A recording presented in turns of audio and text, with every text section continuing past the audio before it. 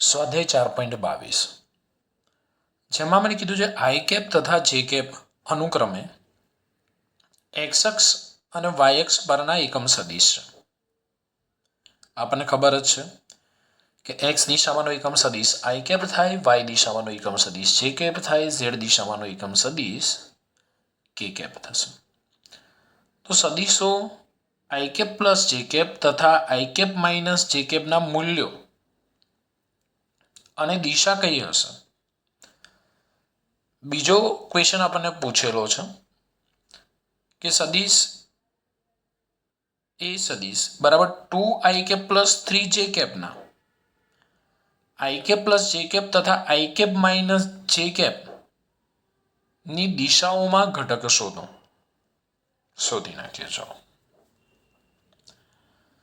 તો પહેલો આપણને સદિશ આપેલો છે ફર્સ્ટ, હું એને એ વડે દર્શાવી દઉં છું. આઈ કેપ પ્લસ જે કેપ.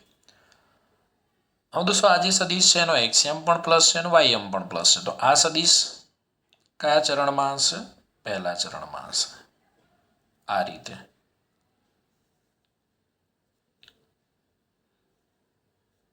ને અહીંયા હશે.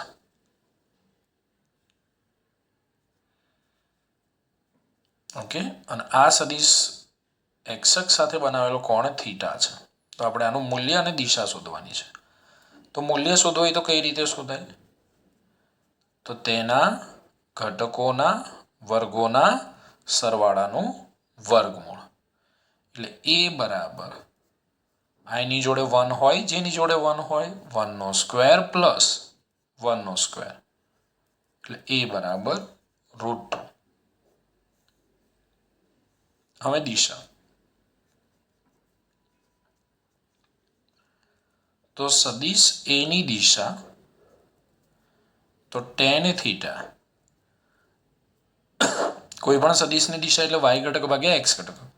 વાય ઘટકનું મૂલ્ય 1, એક્સ ઘટકનું મૂલ્ય પણ 1/1. તો 1 મળશે આપણને. tan theta is equal to 1. તો theta is equal to tan inverse 1 થશે. તો થીટા બરાબર 45 ડિગ્રી. ઓકે, સદિશ એ એક્સ અક્ષ સાથે કેટલો કોણ બનાવે છે? તો સદિશ એ એક્સ અક્ષ સાથે 45 ડિગ્રીનો કોણ બનાવે છે.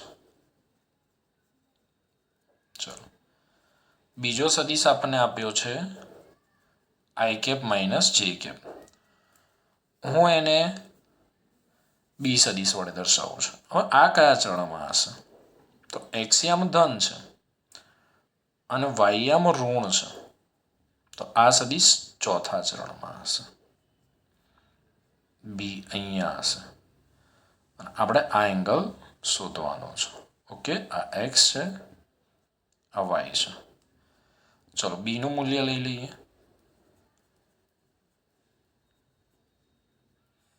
મૂલ્ય શું થશે? તેના ઘટકોના વર્ગોના સરવાળાનું વર્ગમૂળ. વર્ગમૂળની અંદર 1નો વર્ગ વત્તા માઇનસ 1નો વર્ગ. મૂલ્ય લેતા હોય ત્યારે કોઈ દિવસ આપણે વર્ગમૂળમાં આઈ અને જે નથી લેતા. એક્સ ઘટક +1, વાય ઘટક -1. તો બી બરાબર √2 થશે. હવે બીની દિશા tan થીટા બરાબર વાય ઘટક -1, એક્સ ઘટક 1. તો tan થીટા -1, થીટા બરાબર tan ઇનવર્સ -1. પણ tan એ અયુગ્મક, સાઇન કોસ એ યુગ્મ છે, tan એ અયુગ્મ છે, માટે ઋણ નિશાની બહાર આવી જાય. માઇનસ tan ઇનવર્સ 1 થશે. તો થીટા બરાબર મળશે 45. પણ કેવા 45? -45 ડિગ્રી. તો દોસ્તો એક વસ્તુ ખાસ ધ્યાન રાખજો, તમે અહીંથી એન્ટી ક્લોકવાઇઝ દિશામાં જાઓ તો એંગલ પોઝિટિવ મળે, ક્લોકવાઇઝ દિશામાં જાઓ તો એંગલ નેગેટિવ મળે. આપણે આનો ધન x સાથેનો કોણ શોધવો હોય તો આ રીતે આપણે શોધી શકીએ. આ એંગલ કેટલો થાય? આપણે આ એંગલ શોધવાનો છે. તો આખો એંગલ થાય 360.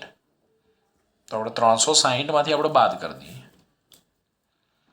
તો 360 ડિગ્રી માઇનસ 45 તો થીટા થાય 315 ડિગ્રી.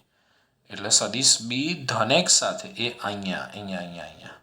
અહીંથી ધન x સાથે કેટલો એંગલ બનાવે છે? 315 ડિગ્રીનો. આ યાદ રાખજો, એન્ટી ક્લોકવાઇઝ દિશામાં પોઝિટિવ, ક્લોકવાઇઝ દિશામાં નેગેટિવ. અને આ સદિશ બીનો એંગલ આપણને મળ્યો 315 ડિગ્રી.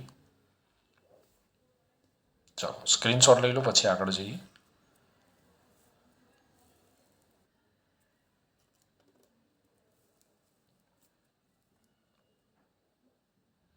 ઓકે, હવે આપણને કીધું છે કે સદિશ એ નો 2i સદિશ એ બરાબર 2i પ્લસ 3 j નો i પ્લસ j તથા i માઇનસ j ની દિશામાંનો ઘટક શોધો. દોસ્તો આ દાખલો હવે આપણે જે રીતે ગણીશું એમાં અદિશના ગુણધર્મોની જરૂર પડશે, જે આપણે ચેપ્ટર નંબર 6 ની અંદર ભણવાના છે. પણ હું થોડીક માહિતી તમને આપી દઉં કે i dot i j dot j અને k ડોટ k 1 થાય. આ ડોટ એટલે અદિશ ગુણાકાર છે. પણ i dot j is equal to j dot k is equal to k dot i 0 થશે. ઓકે, આનો આપણે ઉપયોગ કરીશું. તો સૌથી પહેલા એ સદિશ 2i પ્લસ 3j અને i પ્લસ j છે ને એનું બી લઈ લઉં છું. બી સદિશ i પ્લસ j. હવે સદિશ એનો બીની દિશામાંનો ઘટક, સદિશ એનો બીની દિશામાંનો ઘટક એ કોસ થીટા થાય. ભાઈ આ જ્યારે ચાલશે ને ત્યારે જ તમને આવડશે, અત્યારે ખાલી તમારે જોવાનું છે. તો એ કોસ થીટા શોધવું પડે. તો બે સદિશોનો અદિશ ગુણાકાર કરો. એ સદિશ ડોટ બી સદિશ, આ ટપકું ખાસ મહત્વ ધરાવે છે. અદિશ ગુણાકાર દર્શાવો તો આપણને મળે એ બી કોસ થીટા. આપણે શોધવાનું છે એ કોસ થીટા. તો એ કોસ થીટા બરાબર એ સદિશ ડોટ બી સદિશ ભાગ્યા શું મળશે? આપણને બી મળશે. બરાબર છે. હવે આ એ સદિશ ડોટ બી સદિશનો ગુણાકાર આવો થાય, ax bx plus ay by અને બી એટલે સદિશ બીનું મૂલ્ય છે એટલે થાય bx વર્ગ પ્લસ by સ્ક્વેર. આ બધું આગળ આવશે ભાઈ, અત્યારે ચિંતા કરવાની જરૂર નથી. હવે ax કેટલા? 2. અહીંથી ax કેટલા? 2. અને આની સાથે સરખાવો ને, ax i plus ay j.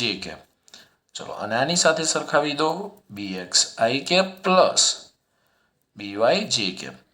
ax કેટલા? 2. bx કેટલા? 1. ay કેટલા? 3. by કેટલા? 1. ચલો bx સ્ક્વેર 1 નો સ્ક્વેર પ્લસ 1 નો સ્ક્વેર ઉપર મળ્યા આપણને 5, નીચે મળ્યા √2, તો 5√2 થશે. ચલો એ જ રીતે સદિશ એ નો, તો સદિશ એ કેટલા છે? 2i પ્લસ 3j બરોબર છે. અને બીજો સદિશ i માઇનસ j એને હું બી વડે દર્શાવી દઉં. તો ફરીથી એનો બીની દિશામાંનો ઘટક કયો થશે? એ કોસ થીટા થાય. ઓકે, તો આ રીતે તમારો ઉપયોગ કરવાનો. સદિશ એ ડોટ સદિશ બી બરાબર એ બી કોસીટા, એ કોસીટા બરાબર એ સદિશ ડોટ બી સદિશ ભાગ્યા બી એક્સ બીએક્સ પ્લસ એવાય બીવાય બધું સરખું મળશે, ખાલી બીવાય કેવા મળશે -1. એટલે અહીંયા 2 ઓછા -3 થઈ જશે ભાઈ, એટલે તમને જવાબ મળશે -1/√2 મળશે. આ તમારે જાતે કરવાનું છે.